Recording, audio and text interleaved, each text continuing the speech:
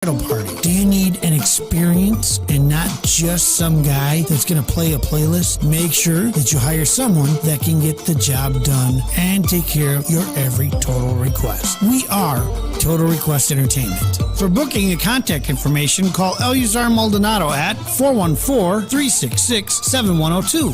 414-366-7102. Or visit the website at TotalRequestENT.com. Let me ask you something. Would you like to build a podcast? And if you have one built, wouldn't you like to get as much exposure for it as possible? Because HiddenHeartRadio.com is plugging local and national podcasters with the opportunity for more web and radio exposure. With our staff of cameramen and audio experts, we supply the technical tools needed for your podcast to reach a much wider audience. Now, you have a studio set location and access to professionals using professional equipment to film and record your show. And you get to go and upload it wherever you want. But I bet you're wondering how much all this top-notch access will cost you. Well, that's the special part, $60 an hour. That's right. You can access our studio, our staff members, and our equipment for $60 an hour to film and record your podcast.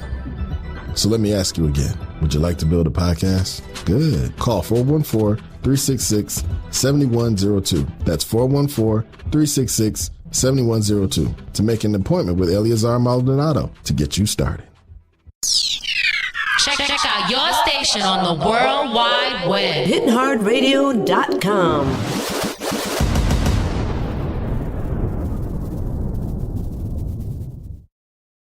Do you have a product or project or establishment that you need to promote? Let us help you get noticed. Take advantage of Hitting Hard Radio's Artist and Business of the Week April sale for $300. HittingHardRadio.com brings over 80,000 listeners a week in front of your art, craft, and or business. For more information, contact Sair at 414-502-7808. Once again, 414-502-7808.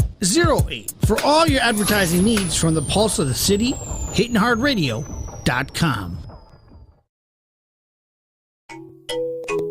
The Morning Shift Mke uncut 10 a.m. to 11 a.m. right here on HittingHardRadio.com. Real topics, real news you can use. You dig? You can also catch us at the Post of the City page on Meta or Facebook or HiddenHeartRadio.com.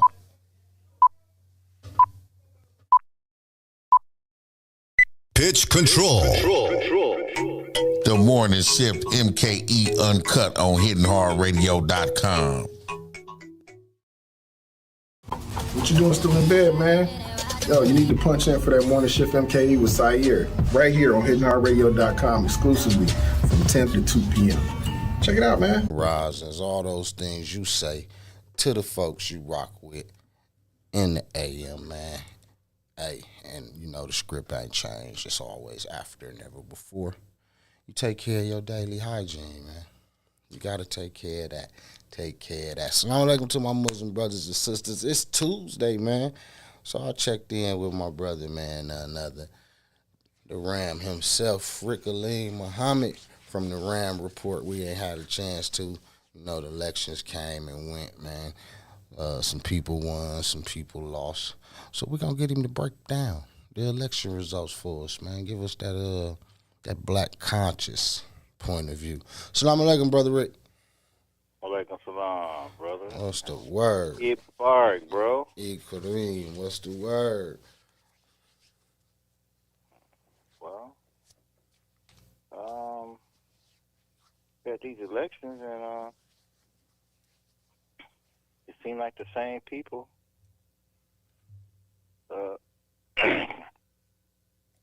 pretty much got back in office. It was only one for alder person. That was Malele Cox. One for her, was it fourth term, fifth term? And I don't get it. People complain, but they don't vote. Why they don't come out? Yeah. People complain and don't vote. People complain and vote the same way. Well, the people that vote in the same way, they are supportive. It's the people who complain and don't vote is the problem. she got her supporters. She got 2,200 votes. So those are people that support her. A lot of them is white. But I'm just talking about in the black community, why we not, what is our stigma of not wanting to be a part of the process? But we'll stand in line to get a new pair of Jordans. You see the mindset? We'll stand in line. I don't know. I ain't never night. stood in. Me personally, I ain't never stood in line for no Jordans. But if I would try to think for them, I would probably say that maybe the result of them standing in line for the Jordans, they can see the result of they vote. They don't.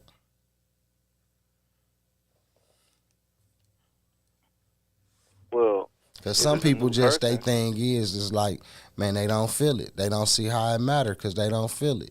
Nothing. I'm one of the people who say, and I vote when I can, you know what I mean? But I'm one of the people that say it don't matter who been in the position, the conditions have always been the same. That's not true. That's how I feel. You can't tell me how about how I feel. No, I'm not saying that. What I'm saying is them same people that's there. That's why you don't feel it, because they working for the other side. It has not been no. Well, I don't know, these people who are sit there now. I think they're more of the same. They just it's like playing musical chairs. The bases change, but the process stay the same. Because if there was someone different, like when Alderman McGee was there, you would hear something every day because the white media would always be talking about it. Anything that he was trying to do for the black community. You don't hear that now because everybody down there is in line with what the white men say. Mm-hmm. That's why you don't feel nothing. So we giving these people a pass when we don't put them on blast. All of them is sitting down in Stamper, all of them. Because when you look at all of them, what have they done to impact the black community economically and financially? And I don't hear the Tory Lowe's and none of them, or the Quabbana Nixons, or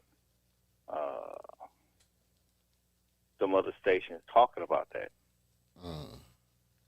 So if they not talking, they talk about everything else that's meaningless in social media that I don't want to hear about. They're not talking about that though, because they be in line with this madness, and then they go to the same bars, they drink with these same people. Some of them get high with them the whole night. So they not.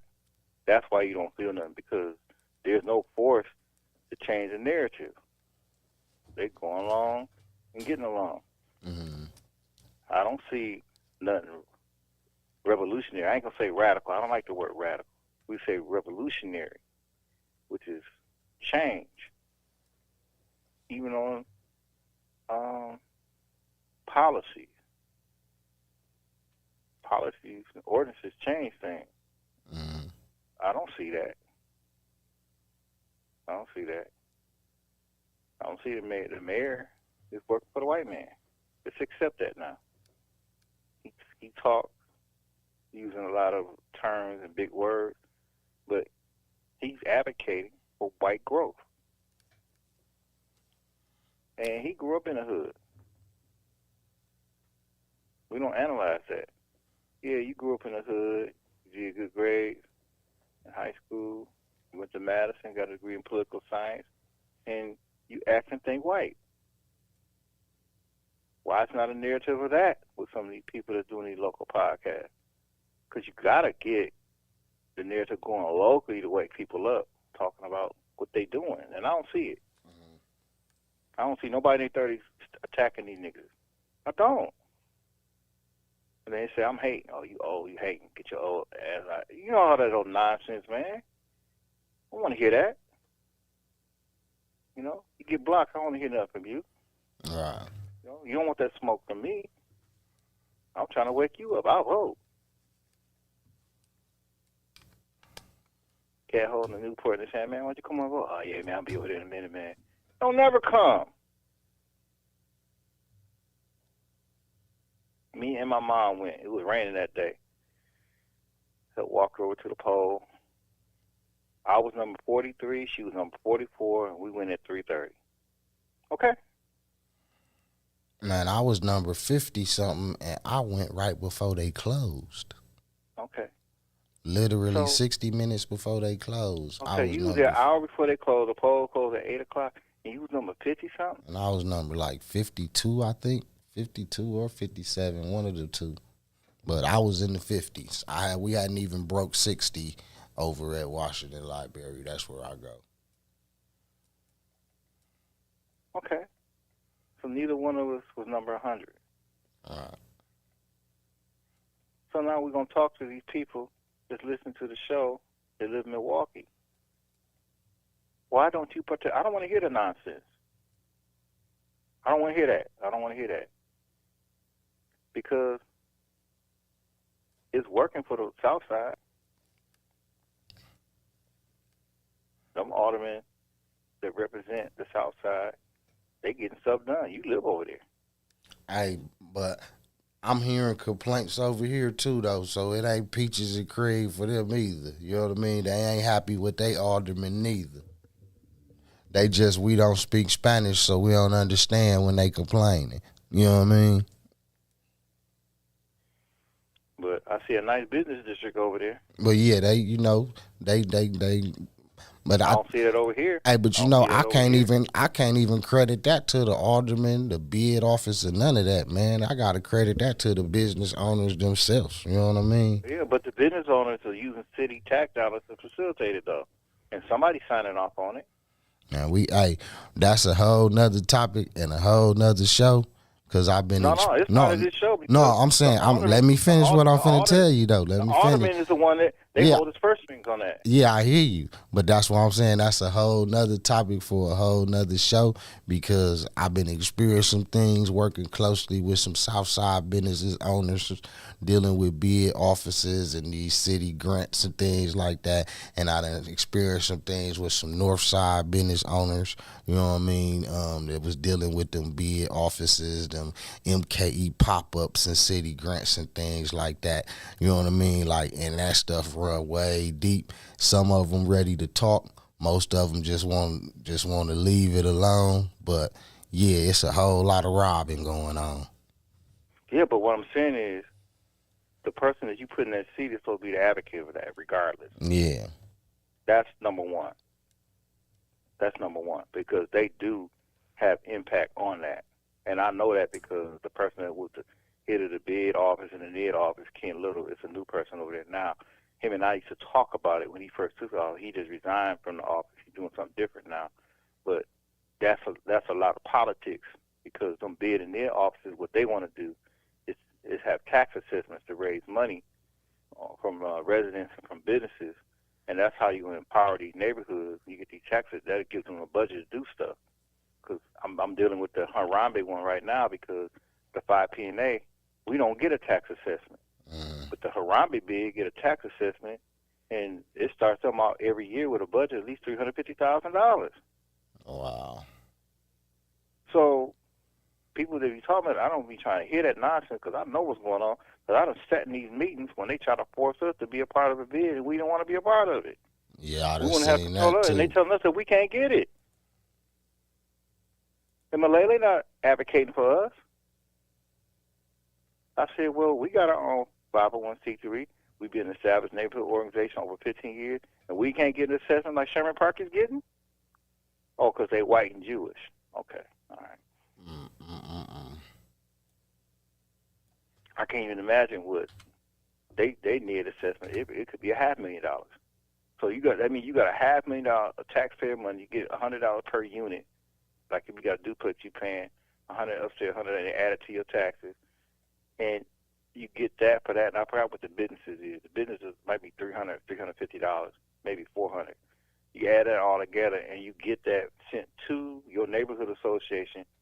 I forgot what year they dump it in there. I think it's after the first of the year, whatever it is. But what I'm saying is you got leverage because now you got money to do stuff. Right. So the politics behind the NID and the bid, that started with Norquist.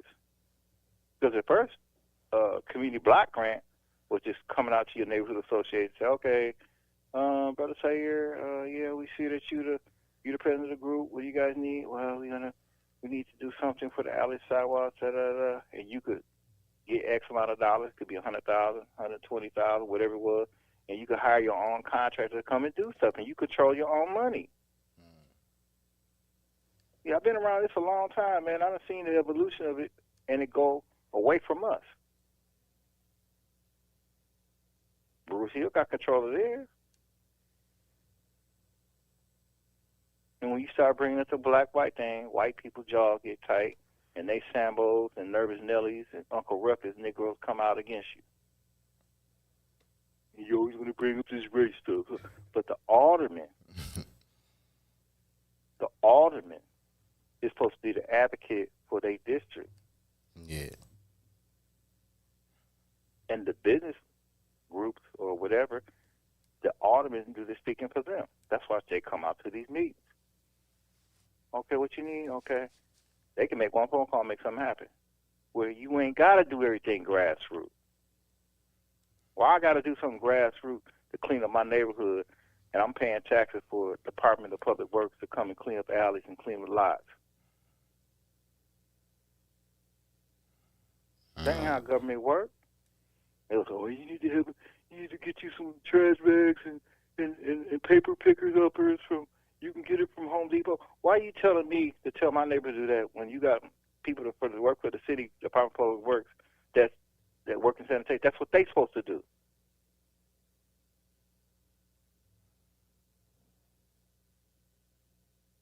Now tell Malele that. Don't run that game on me. Who you think you talking to? I was working downtown city government when she's still in college. Okay? Still in college. Yeah. Try to blow no smoke up in my ass. Who you talking to? Yeah. That earned one of them 1970 Richard Roundtree slaps. Yeah. How about that? You know, so then they try to twist people up and threaten them. Well, if you do this, man, they're going to cut you up. This and that. Then you got these business owners that are scared. Well, I can't say to do it. Why? If you're being done wrong, bring that set out in the open. So now, Chairman Spencer got voted out. Yeah. You got a hunky up in there now. He going to swing the pendulum back to the 1970s, bring the racism back in, the ultra-conservative racism. You don't even have no advocate now. I wonder if people even realize what we lost in there. Well, we just have to start educating our people, using the social media to educate our people. They put all this BS out here every day.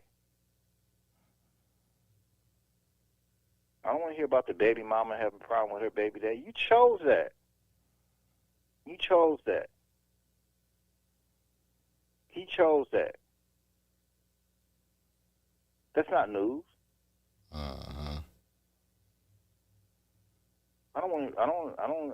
I'm not spending no drama. I don't spend drama on Instagram and Twitter. I don't. And Facebook, I don't. I look at it, I just keep going. How's that helping the community? It's not. It's funny you brought that up because I was talking with some folks and thinking about that, like with all these fight videos, you know what I mean? Like all these kids recording each other fighting and pulling up over people's house, doing all kind of mess. And I'm like, how is it that these videos even exist in this space?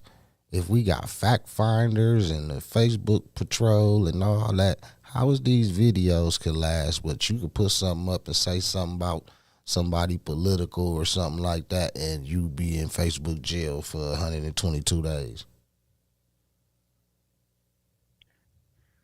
Well, and we got to think like, okay, the whole act of the fight is a crime itself, of course, but recording it, turn it in, and posting it online, turn it into a cyber crime and cyber bullying. But yet, these social media platforms continue to allow these videos to be uploaded. I don't think they taking because the people who got the algorithms out there is still people that work with the deep state that's still out here that work with Black Lives Matter, with is against us, that's a part of the Illuminati. Their goal of Satan, which is Satan, all of it's part of Satan, is to work at tearing us down. So it means it's somebody sitting somewhere that's in agreement with that, and but they got a problem with the truth. You know, they got a problem with the truth. So if that's the case, now what is guerrilla warfare? See, we just gotta. You don't shut down. Oh man, they stopped me. I can't. Well, how do you push through? People push through by posting stuff, omitting certain words to get the ideal out there. They push through by sending text messages. They push through by going through DMs. You don't stop. You just do it a different way. They're not going to let you do it the same way they do it. Why get mad about it? You know, it's a chess game, not checkers. And you know it's somebody white doing it. They may have some black faces, but it's somebody white doing it. They taking us down. But you don't hear nothing about them. You hear something about white people. Oh, that's a conspiracy. Oh, no, that's not real. Stay away from that, Sayer. You're going down a slippery slope. That's been talked about and been solved already. But it's still going on. When you say something about white folks. But there is a group of white people that's attacking that too. Because this is a cerebral and mind wars going on. Because they want to fight stuff because that's criminalizing black kids. So they can continue locking them up. And that's what they're doing. And then when other kids see that, they think that that's permissible behavior. They do. Why do you think kids run to a fight? But they won't run to no knowledge. Like animals.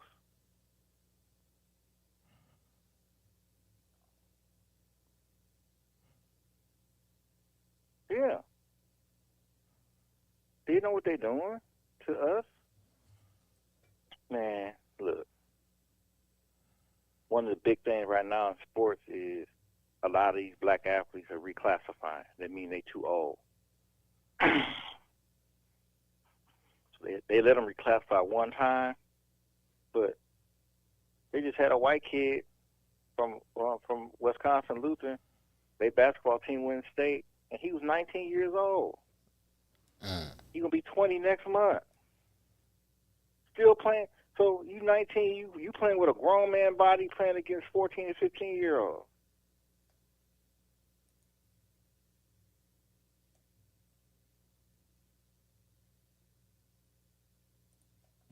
How many young people fell through the cracks during the pandemic and they socially passed them? All of them. A high percentage.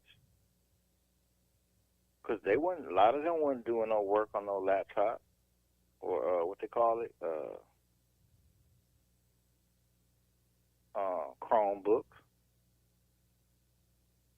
If you were struggling before that, you think you're going to be sitting at home watching a Zoom, doing homework at home, where you can say, forget it, I'm just going to do what I want to do?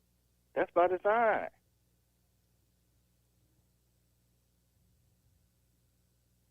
How many? See, we don't talk about that, Art. How many? So the lockdown was in 20, right? 19 going to 19 and 20, right?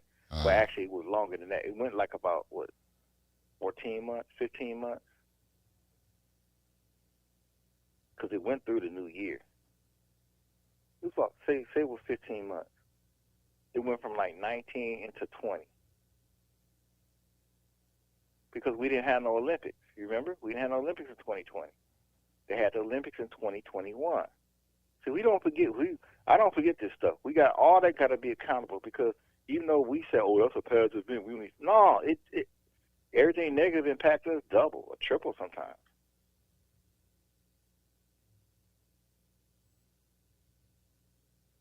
So when you think about these elections and what has happened, it's also about what do we consider useful information. All right. When you come to making decisions. And my thing is, every day we should talk about something and post something on social media that's happening in City Hall. Or anything in local government that's impacting us. Every day. Whether it's education, business, medical, health and medical, we should post something every day. Every day. Every day. We don't have enough haircut clinics in the inner city. And our black women suffer from obesity and overweight and all the chronic diseases that's associated with it.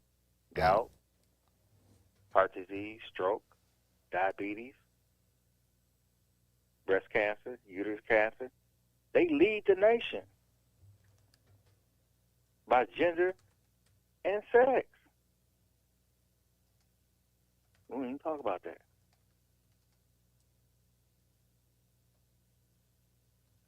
Every big woman you see is on some type of medication.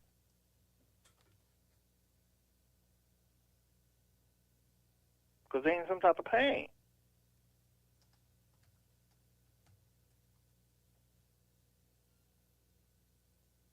They go on to Walgreens, they go on to Osco, they go on a Walmart pharmacy, and they go and see their doctor. When they say, I got a doctor's appointment today. So if you're not in good health, how can you make good decisions?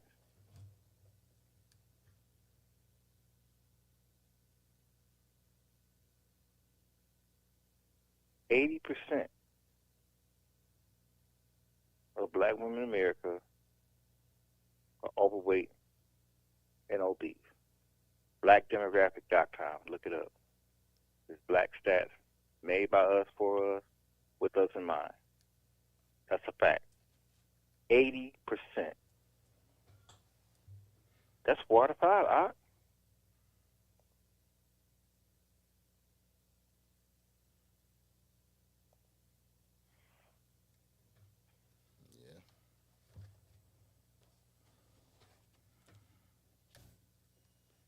I was just sitting here pulling up the summary results report for the 2024 spring election.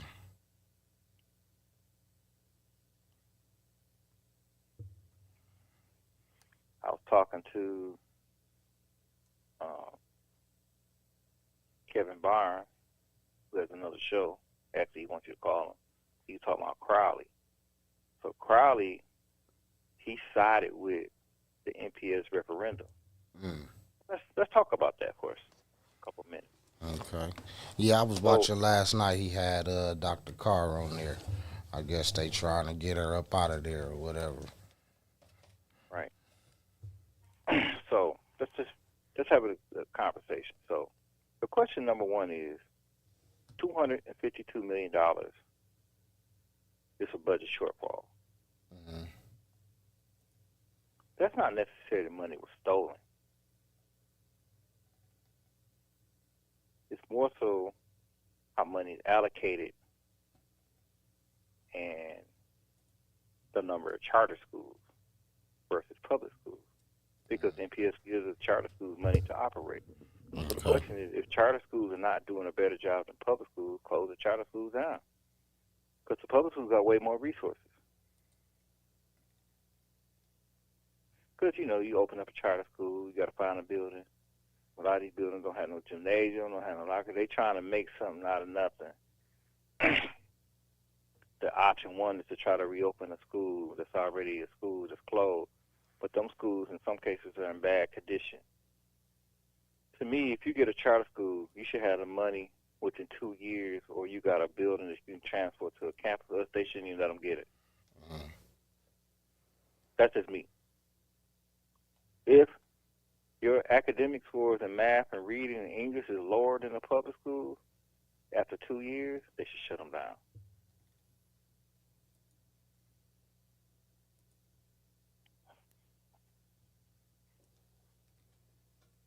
teaching children. They got IEPs, which is called Individual Education Program, because they have challenges with reading, writing, doing math. You at least got to have one. If you got 4 grades, you probably need at least 4 of those teachers, and it costs more to hire those teachers.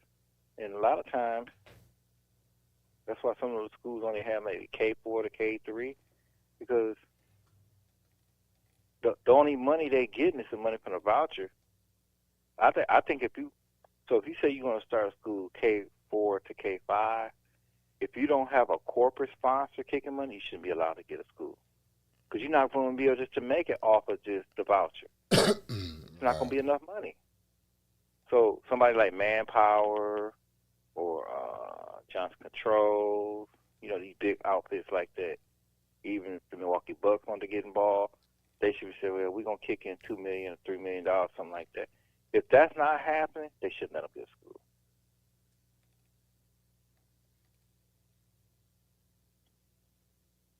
So now, for the next 3 years, the taxpayer is going to pay $450 more on their tax bill. So that's not the home. This is the homeowners. See, the people who don't own property not paying this. If you rent somewhere, you're not paying this. But I know when I see the tax bill, it's coming, it's going to say $450 going to an NPS referendum, da-da-da-da-da. They give you time to pay it.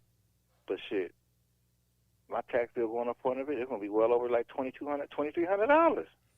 Now, is there a process to try to, what they call that, repeal that, change it back, or, you know what I mean? Like, can people get like pay their first tax bill and be like, man, this ain't what I thought this was gonna be?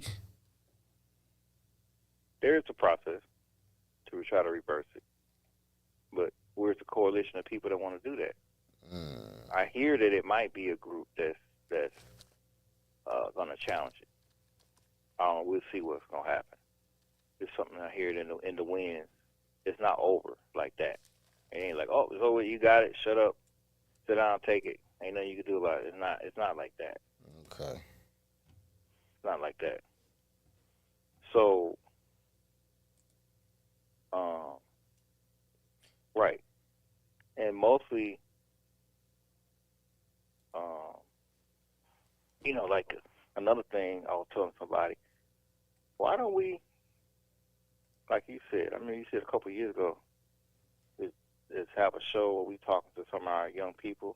Yeah. That's good students in science and math, stuff like that. I'd like to see that happen. Yeah, I'm still trying to tap in, man. I'm trying to tap in. I don't know where the parents at, man. Y'all ain't proud of y'all little young scholars. Y'all soon to be scientists and doctors. I know every kid don't want to play in the NBA, NFL, and drive race cars. Like, come on, man.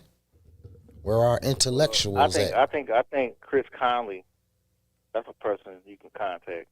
He would know people like that. I probably what school he at.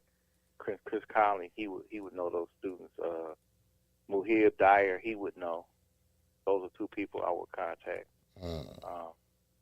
Who else? There's a few more teachers. Yeah, link me up with them, man. I don't know them. I'm looking for these young scholars. Speaking of which, we got a financial literacy boot camp coming up. May 26th for the youth age 10 to 17. You know what I mean?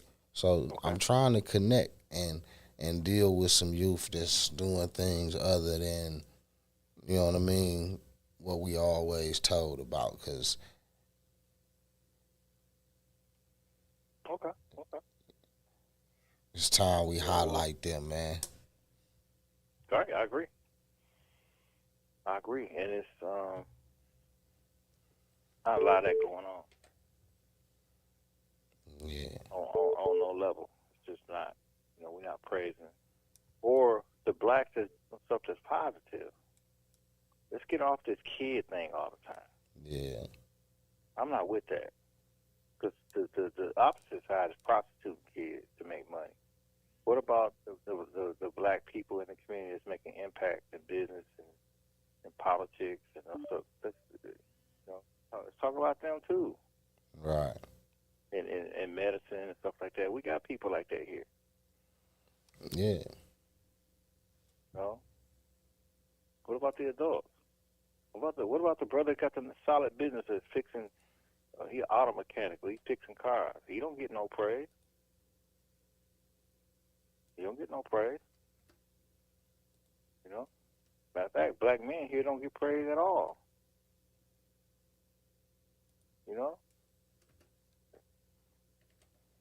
get no praise at all. And then, a lot of our news, like one of the stories about the girl that was found that was dismembered. Mm-hmm. How'd that happen? I mean, it's a lot of angles to look at that, but I'm hearing the streets talk about that. And this is a case you got to put pressure on the mama.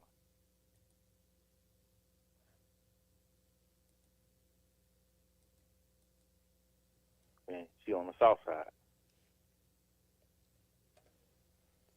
In that life. Yeah, I'm not hip far as I know with that situation. The young lady was going out on a date with the guy. You know what I mean? Right. But it didn't have nothing to do with no street life shit. Dude just you know what I mean? Like, I know another young lady who met dude before, and it wasn't no street life shit neither. Like, she used to go to Victor's. Dude used to let her in free, buy her drinks, and, you know what I mean, give her free things all the time. And that just might have been part of waiting for the opportunity to separate her from her friends. So I ain't never heard nothing about no street life stuff. So I can't breathe that out there on them folks, because I don't know, that ain't what I know. I mean, I heard something different. I ain't putting no names out there, but I mean, and it was somebody who was close to the situation. So, I mean, my point is, at some point, we got to put a stop to that. This interracial thing, and when you think about the movie Get Out, our young people really don't understand what they're dealing with. When you on that road, they don't. It's just like you go to a rave party, way out somewhere. You know what I think about sometimes? I think about the movie. You probably never seen Blade. You ever seen the first Blade movie, Wesley Snipes? Mm-hmm. So you remember that first scene where the guy get invited to a party, and then it turned out they start sprinkling blood down, and they all turn to vampires. Mm-hmm. That's what I think if I'm a black person, I go to a rave party, and we out in Merton somewhere. I'm not going. The younger generation don't see that. They just see people. And the complexity of that, what's going on with this abduction stuff that's going on, it's all tied in. It's all tied in. Because black women are being abducted and coming up missing. That's a fact. It's just not. Every once in a while, Dateline, they'll show a story every once in a while. But on these alternative podcasts, they talk about it every day. So I don't use the mainstream media as my source of news. I use the mainstream media to see if they are having a discussion about what I hear in alternative news. Then you got something. Because them people are paid to get a check, and they're not going against what the white boy tell them. If you say this here, you get fired. Nigga, I worked all my life to get this job at NBC. Now I'm finally up here. I'm the top person making $6 million. They're not going to go against that. And the people who sit there, they know it. So you see what happened to Brian Williams. You want to end up like him? See? That's how the control they got in the media. That's what they do. They hold them hostage. Well, they hold them hostage like if they say, oh, you done left the plantation, or you done left the farm. Leaving the farm means you woke up and got conscious. You're like, wait a minute. Well, we're not going to say that. We edit. you get on the air and you say something that's not on the teleprompter, it's gonna be a problem.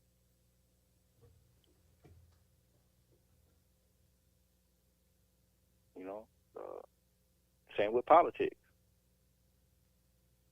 It's scripted and controlled. The version of dollars is real. You know, we still got potholes in our streets. You know, we that's gonna be in the next budget cycle, and we working real hard down here at the Common Council to bring equity to everybody into all parts of the city. Who that sound like? Mm-hmm. Huh? Mm-hmm. Malele. Oh. Yeah. Oh, well, right now I'm working with Housing Milwaukee, and we this last year we picked up 7 houses in the 503-206 area, which I'm an alderman of, and I sit here on the Economic Development Council, and we put some families in those houses, and next year we're looking to do 2 more houses. Russell Stanford.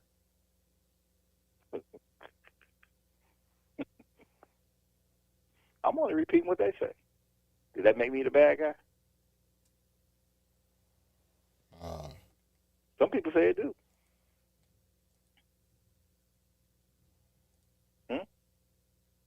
I'm just saying.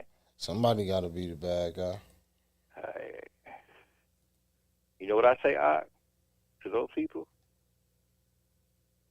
If you see me fighting a bear, you help the bear and hope that I don't win. Because if I win, I'm coming to get you.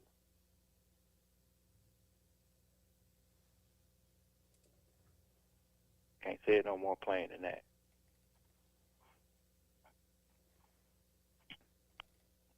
Yeah. Mm-hmm. Yeah. Oh, yeah. Mm-hmm. Yeah. That's what's going on. That's what's happening. So it might be a revolt. Might be some recalls taking place. People are getting fed up. People starting to use social media as a resource to gather information. They learn how to do it. And you know, people are, man, how'd that put on my news feed? What? You'd be surprised. Now I'm sitting here looking on the Milwaukee County, I guess this the clerk of court's website, the election results, and they got them listed as like summary unofficial. Is that because they still counting, or because they waiting on challenges, or what? Both. But by the time they get sworn in, which I think is coming up soon, it'll be official then. Okay. Because I think a person, when they lose, they got so many days they have if they want to contest it. Like David Bourne lost by 12 votes to Andrea Pratt, and he's going to challenge it. You know, I think the only reason he didn't challenge it is because he in bed with all those people in the Democrat Party, and he didn't want to go against Martha Pratt's daughter. I'm like, what?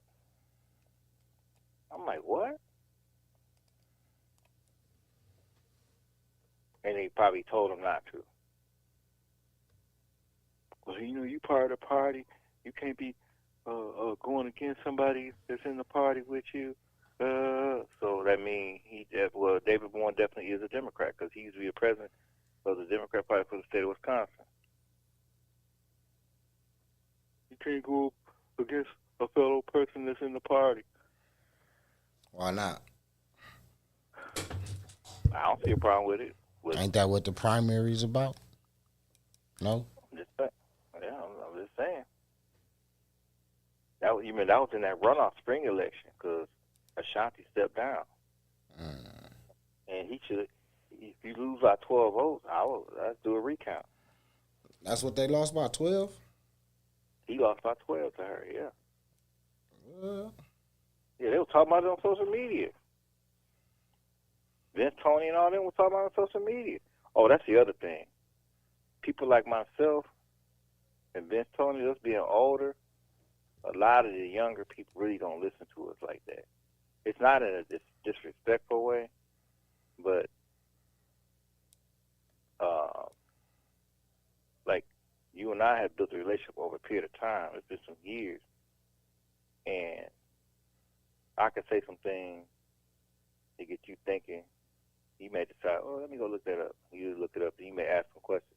But say a person that's new, I got to break it up. Just give them a little bit of time, because a lot of times when you say a lot of words or they got to read a lot of words, they're not going to process it like that. Man, he was saying all this stuff, man. I'll just get a headache, man. I said, I'm going to go back to that later for that. All right. So sometimes you just got to give them something that they can grasp at that moment. Oh, and that's the point of, like, I was talking to Brother Amir. I said, the Muslims need a study group here. The Muslims that are conscious, we need a study group. Why we ain't got a study group?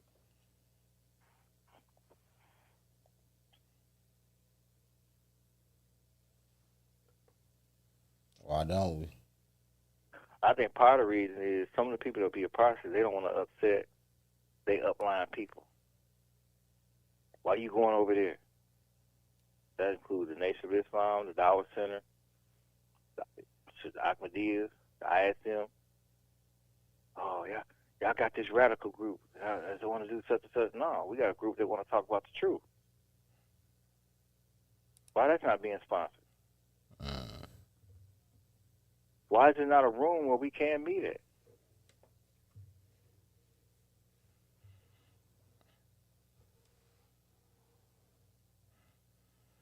They gonna send a grenade through the window. Who is they? I don't know, whoever they hiding from. Man, I ain't worried about that. I know some killers, bro. That shit live in this city, like ex-special forces type motherfuckers, bro. Real talk. Quiet. You see them, you wouldn't even think that's them. And they Muslim. They thrive for something like that.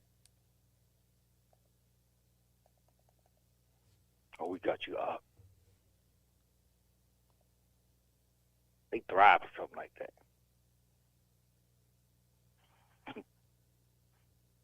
Because they know the time. We in that time. Because don't think it's not going to be no repercussions for what happened over in Israel. Them Jews is mad. You go look on the map, most people, black, even a lot of Muslims, they don't even know where Iran is at, or Israel. Because now you're talking about global politics. But when you look at the size of the country, Iran compared to Israel, you be like, what? Dang! Huge! Israel might be the size of Maine, the state of Maine. No, Connecticut probably. They done I was just looking and I see a news feed that they got Pick and Save over there on 35th Street closed down. I guess they have some health department issues. Got to get the stove cleaned up. As it always that with the grocery stores in our neighborhood. You never hear about the grocery stores in other communities having this problem. Man, you know what I think is when we say old school and new school in our community, the new school is always trying to bend and change and cut corners on rules. Everything. Even when it comes to hygiene and cleanliness. Think about what I'm telling you now. Mm-hmm. So, I'm going to just say this. It may make a lot of people upset. So, I was listening to, I forgot where I was at. It wasn't on social media either.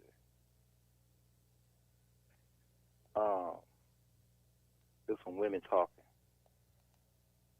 And I want to say I might have been at Walmart. No, I wasn't at Walmart. I was somewhere. Maybe I was at the beauty supply store I normally go to. Anyway, they were talking about black women and how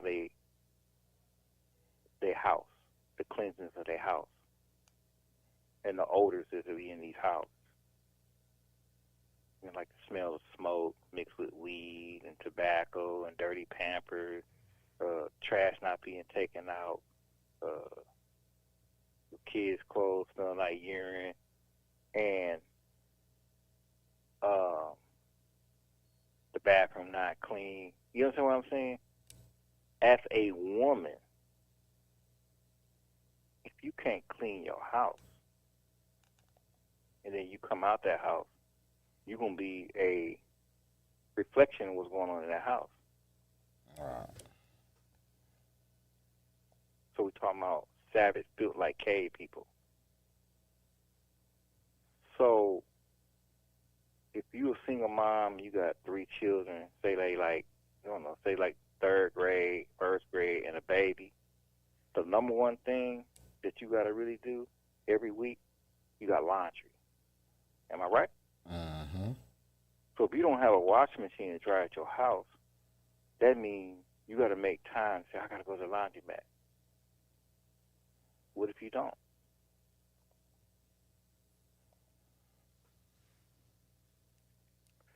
So you carry that over into people that work at these places.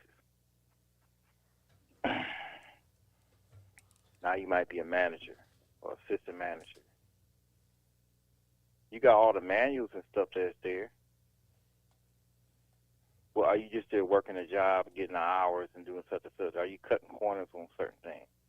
I worked in a food store. I worked at Lena's for 3.5 years. And I ain't really particularly had a title. I work in the office. I work with Besley Martin.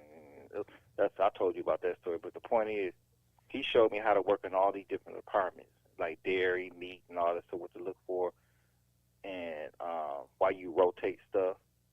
So, like, say, for instance, in dairy got to be rotated every 3 to 4 days because you got short shelf life on stuff. So, like, some stuff that come on Monday, today, if it's something come back, you get some new stuff from that company, second 14 days, you got to rotate all that stuff.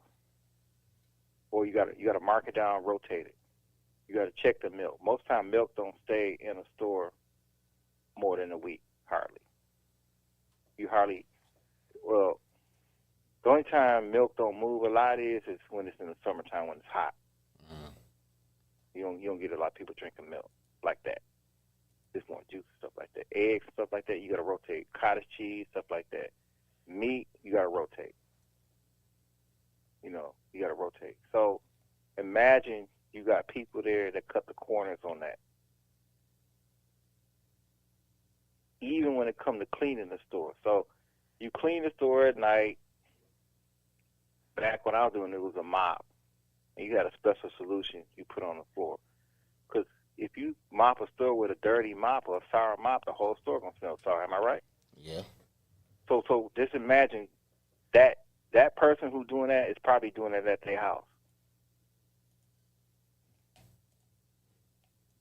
You see where I'm going with this? Mm-hmm.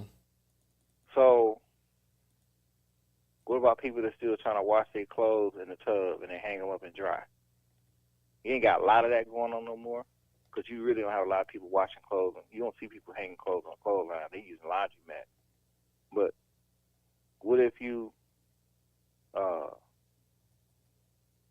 doing laundry every 2 weeks and you got 5 children? So what that mean? You don't go to school if you don't have no clothes, no clean clothes? That be happening. We're talking about hygiene and cleanliness. That mentality rolls over to people that work at these stores.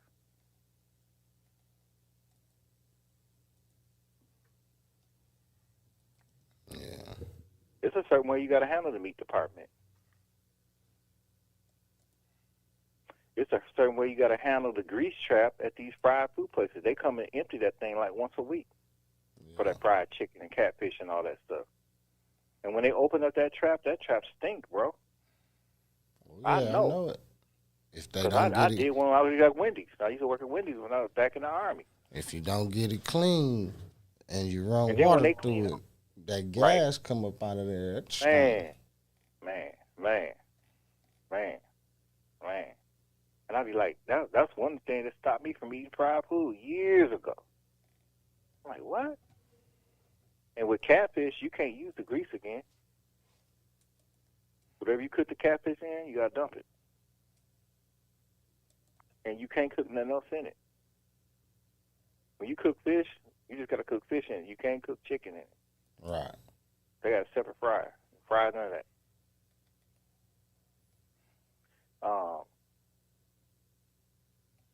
You know, pork that is started molding got a strong rancid odor. Just like when you're cooking it, when you don't eat pork, you can know, oh, they're cooking pork over there. You can smell it. Mm-hmm. Even with beef, got a odor that stands out because the scent, like somebody cooking burgers. So when you think about health department stuff, and what about this one? Why is it that when you go to some of these places like Cousins and Subway, you don't see nobody wearing gloves? You ain't gonna put no gloves on? They put them on. I don't eat no place. I'm gonna come out the bathroom and start making you a sandwich. What? You talking about health department, right? Mm-hmm. As in Islam, we are taught a certain way to clean yourself after you relieve yourself. Am I right? Yeah. What percent of the black community even understand that point and why you do it like that? But you got these same people working these food places. I know Muslims that never eat at no fast food place, and I'm one of them. Never. Solely because of that reason.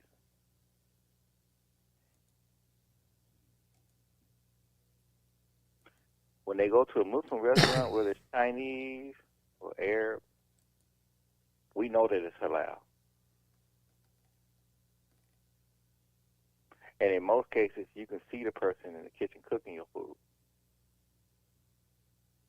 And we know that the halal protocol is like that. Same in Jewish-owned restaurants. They got the big kosher symbol or the sign on the door. Oh, yes, please.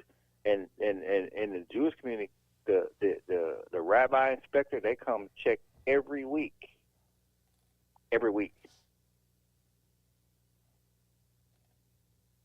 When you go to these food stores, did you know that they are supposed to have 2 machines to cut meat? You're not supposed to cut turkey on a thing where you cut pork on. So, like you said, I want 2 pounds of sliced turkey. That one's just turkey, and then they normally wipe the blade out, cut it again. You're not supposed to go cut some honey ham and then go cut turkey on the same one. All right. But, we talking about, so if these things pile up, you will get a health concern because somebody might get sick. Salmonella poisoning, botulism, that's real. And if you get that in your stomach, man, shit, that's one of the worst foods you can get, bro. It takes 7 days to get that stuff out your system. And you cramping.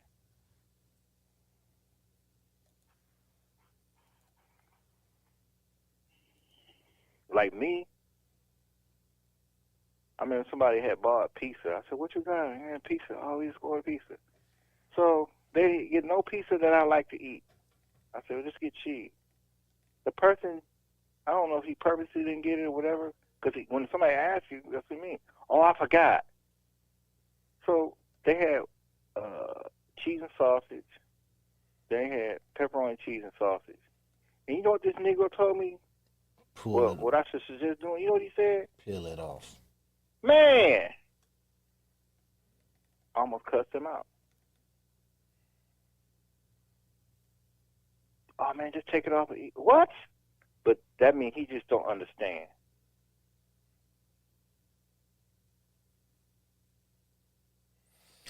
They're swearing in new Milwaukee Common Council members. That's today, right? Around 19 minutes ago, they live doing it. Okay. So we got some more of the slave masters, children. And like I told Brandon, we're going to put the heat on them. Let's see if we can get the audio. Let me see if I can pull in the audio. Okay. Families are the unsung heroes of the whole process, so thank you very much. I had a big round of applause for the family. Thank you.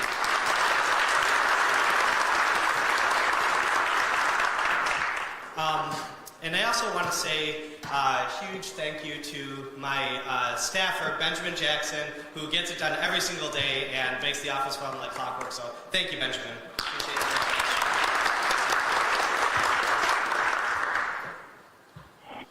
I feel like I've developed a bit of a reputation in my years of service. I've had 8 at the state, and now I'm going into, just past my first year at the city. And there's a very specific animal I identify with, the honey badger. It's a little guy, but he's a fighter. And I think that that's kind of the legacy I want to leave here. For what I believe in, for what's right for the city, I will fight ferociously, and everything depends on it, because for our city it does. And I think that's the legacy of service that I've had here.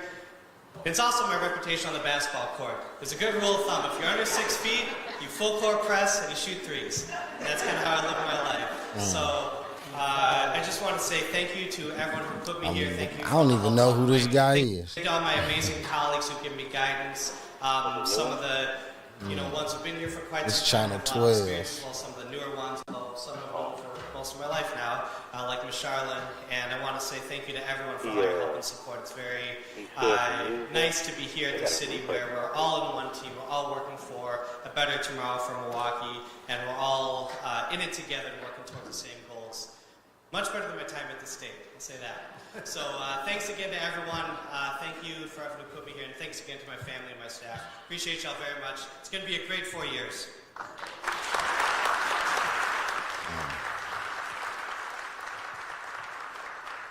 Thank you.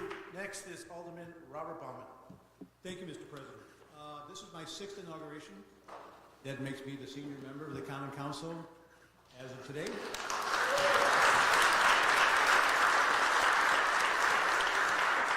It is certainly nice to be funny, I get a lot of at a full-scale inauguration event. inboxes Our on last one was DMs 2016, and at that time, on we Messenger and Instagram. were also president. And I remember when, So we have when I first new started adding council, people, said 10 a lot years of ago, energy, 12 years ago, a lot of I was fresh sending them ideas, stuff. with a lot And then of some people, man, don't send that to my DM, man. I ain't with that. And then over time, I got those people back. And it's good to see that they waking up, because now they sending me stuff, similar stuff that I was sending them 10, 12 years ago, and I always send something real nice on it. Yeah, thank you. Great information. Such and such. I don't say, man, I done seen that before. I don't need to see that, because I know that they waking up and they just starting to, pay attention to certain things. Yeah. Because, see, when they get caught up in them jobs and a lot of, that's the other part. So another part, we'll do a podcast on this. So a lot of these black people that work around a lot of white folks and they're making good money, they don't want to hear what we talking about. Yeah, I hear what you're talking about. So they hear it and they go to work. They dealing with these white folks, and they know that a white man can fire you, a white woman can fire you at will. Right. So, and even though that's not supposed to happen like that, but it do. But then they get to thinking, man, I'm making $85,000 a year. My wife is such and such, and I got these 2 kids in college and stuff like that. They're not doing an entrepreneur. They whole subsistence is on them 2 checks that's coming in every month. You know what I'm saying? So here comes Zaire. Man, I was listening to something that Rick Muhammad was talking about, man. It's true, man. Yeah, I hear what you're saying, man. I ain't with all that, man. I ain't with all that confusion, man. I ain't with all that divisive talk. They coin the phrases that they hear the white people talk when they come to talk about us, and they put it back in your face. And that would be the majority of black people that work in the public and the private sector that go to these mega churches and second level mega churches in Milwaukee. There's a lot of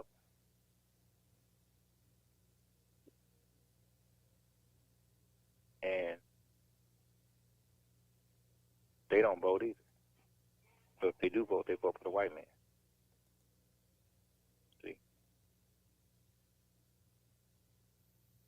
Yep.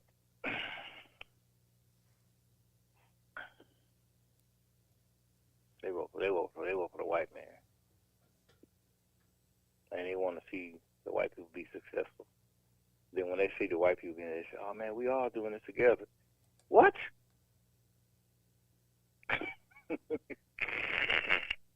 Oh man, see, here you come again with all that old advice to talk, man. I hear what you're saying. And what they do is people that talk like that, they shut you down by limiting their conversation with you. Every once in a while they call, "Man, what's going on?" Because they're in the white world, man.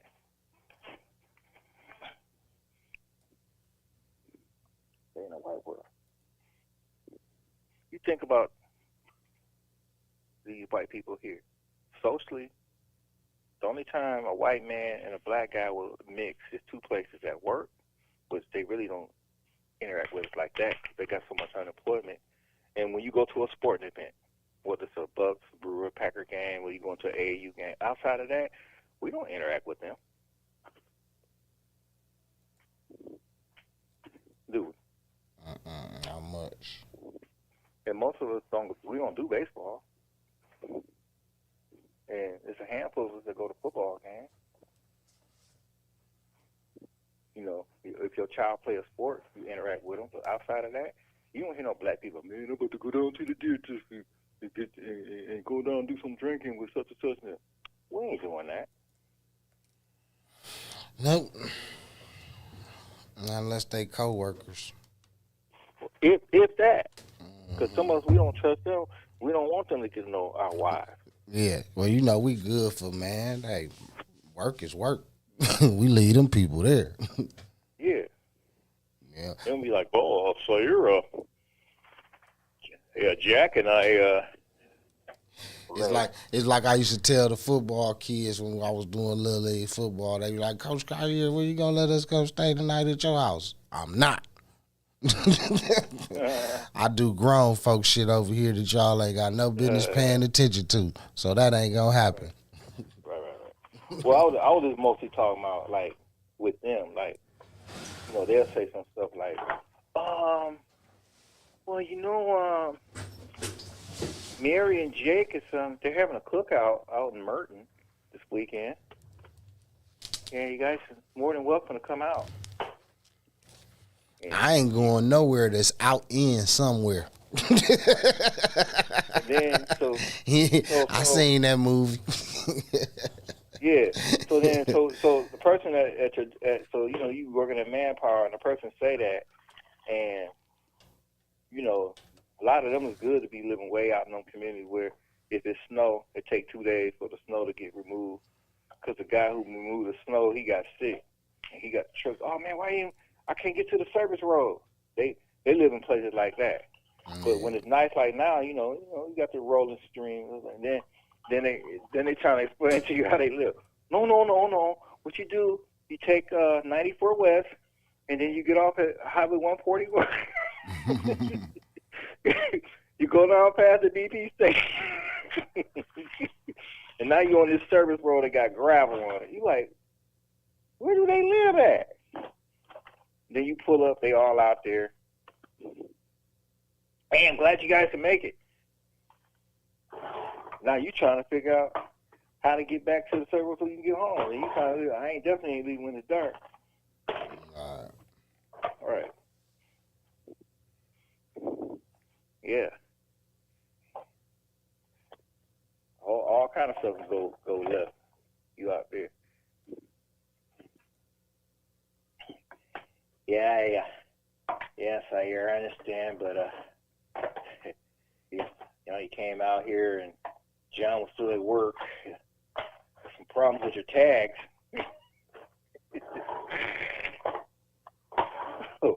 You got your car parked on the Sunday. He looking at your tags, ran the tags on.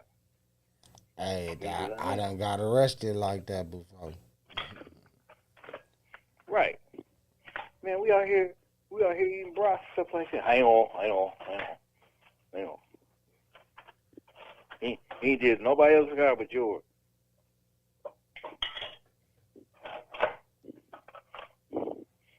He might be nice at luck.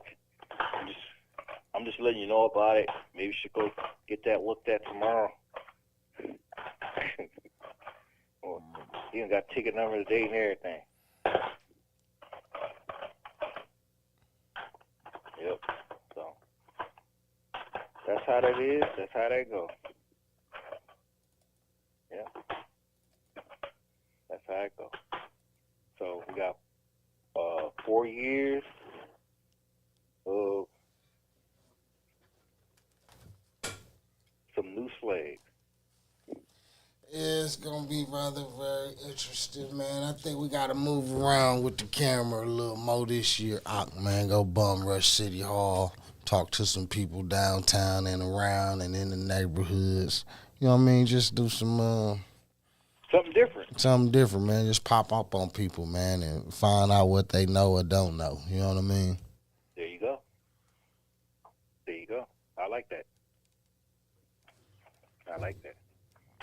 I'm going to be reaching out to a few people on social media, man. A lot of the people that's got their own platforms and pushing their point of view on the alternative media. Man, it ain't no need for us all to be working against each other or look at each other like competition, because I really don't. You know what I mean? But I feel like if we kind of all link up, because there's people who pay attention to the stuff I don't pay attention to.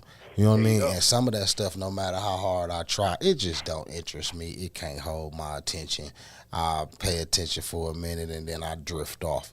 So if I could meet somebody who paying attention, they educated in the field, the topic or whatnot, they got their own platform, I don't see no reason why we can't collaborate, man, to share these news stories or whatnot. You know what I mean? Right. Because it's a lot of cats that I see and they do, you know, they doing good works and they might just be on Facebook. You know what I mean? I might not see them nowhere other than that. So it's an opportunity to expand their platform and bring more content to mine. You know what I mean? So I'm gonna be reaching out to folks, man, especially on more political levels for sure, because I am definitely not a political dude. Like, I don't want to deal with nothing that give me a headache. I get it. Because I'm the one that'll sit there and be like, I've been open my mouth when I ain't supposed to. Like, man, this some bullshit. Why is I'm here? You know what I mean? And that might not be the way to approach it. You know what I mean? I ain't gonna get no interviews from people. You know what I mean? Getting fed up with that. And so me knowing that about me and asserting my open-mindedness, I'm going to open my mind to bringing in some other cats to take care of that. Right. You know what I mean? Because I'm not going to, even if I start, I'm not going to finish, because it's not a passion, it's not an interest to me. Like, it's some things I want to learn, but, man, as I be learning and trying to learn, I be peeping so much bullshit, it just make you not be interested. You know what I mean? Right. So, yeah. Right. But I need to connect with the next political scientists and things like that, man. You got people who aspire to be those people. You know what I mean? Come on over here and get your practice in. Hey, you got somebody want to be a sports announcer. I don't do sports. Come holler at me. You inspiring to be a sports announcer. Let's see. Can we put together a little segment around you? See how you do. You know what I mean? You never know what it might grow to. Right. I totally agree. Like, I ain't the cat for trying to just do it all, because, like, people who know me know this ain't even, you know what I mean? Like, all this camera stuff, I like the opposite end of it. You know what I mean? I ain't too much with being in front of it. Right. And I kind of, it put me, I just feel like I'm caught. Right. Right, but you got a following because people are looking for new stuff all the time. They're tired of the same old. Yeah. And wherever the new is, they looking to tune in. You know, I was talking to Kevin about that, and he get mad because sometimes NOV won't, you know, share their platform. I said, man, they don't want you on there. You know, they don't want you on there. You're not a part of that clique. You know them, but they know you're not gonna support the slave master. So they'll talk to you, but they never gonna give you no show. And even if they did, they're gonna tell you what you can say, and you ain't gonna like that. You know, some people, they still are in that realm where I got these credentials, give me a job. Well, today it's not even like that no more. So it's definitely about who you know. Right. And people ain't honoring that. Yeah. But we going with this person because they're popular. And then what they'll do, they'll hire somebody with credentials that you don't know or sit next to them to help qualify the stuff they're saying. Even if they fall off the rail. And TV and radio been like that for a long time.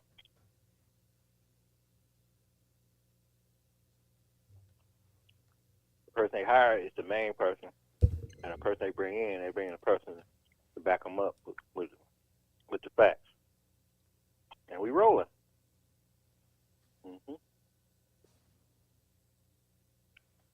But what about him?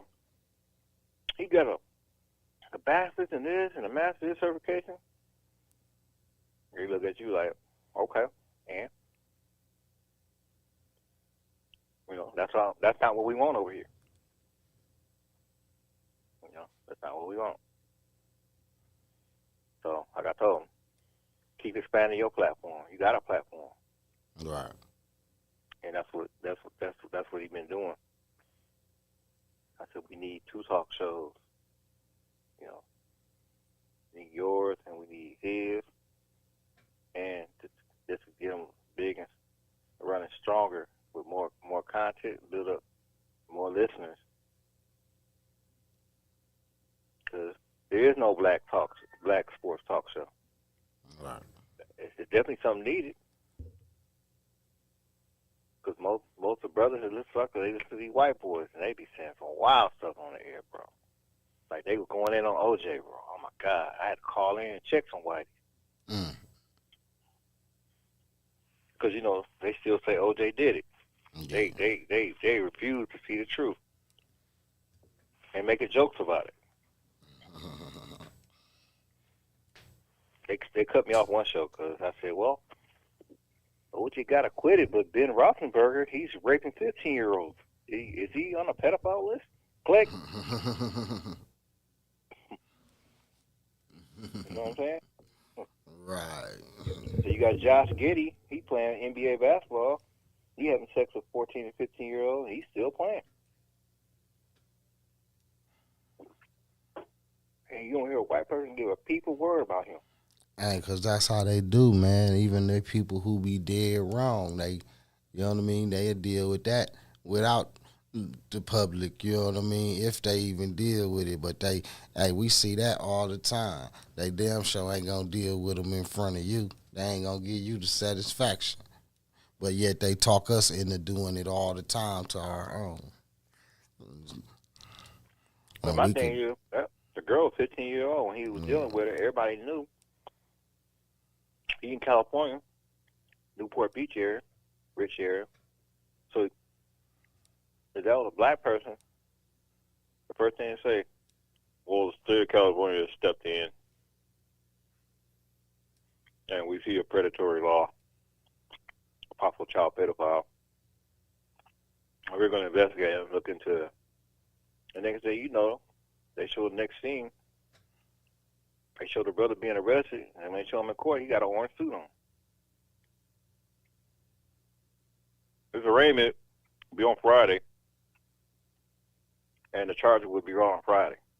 So you want to say we can't talk about white supremacy, racism in the legal system? Yeah, we talking about that. We talking about that. See, that's what we had in America now. It's coming to a head. I told somebody, I'm like, well, why George Jefferson? Why he still breathing? Why is he still breathing? We got all these brothers out here online showing they got all this machinery and stuff, hardware. And you ain't smoked one white person that has did something to us? Not one? You ain't tough. You ain't tough. You got all this hardware. You ain't did not one person? Don't talk to me. All right. Give us your final thought. We got to get up out of here, get over to the music. Yeah, I didn't hear my theme music, man. It's coming, man. It's going to rock you out. Okay. I didn't hear my theme music. Well, right now is we got new people that are sworn in, and the focus, like you said, is to go into the community and talk to our people and praise our students that are doing well in college and high school, even grade school, and start taking control of the economics in our community. Like, let's start with number one is why we need so many liquor stores in the black neighborhood. And they're not even owned by us. Let's talk about that one. How is it that so many foreigners got liquor stores in our neighborhood?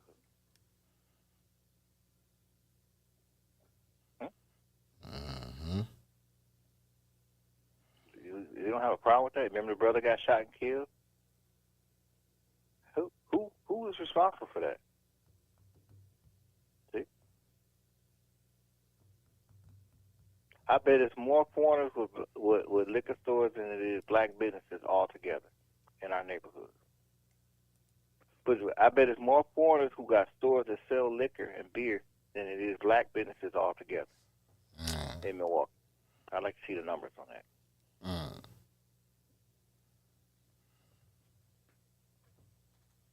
Is a daycare really a business? No, it's not. So we're not counting daycares. Because they get money from the state. Those are not paying parents. They get subsidized money from the state. So, yeah, that's where we're going to be at. Focus on economics, academic success.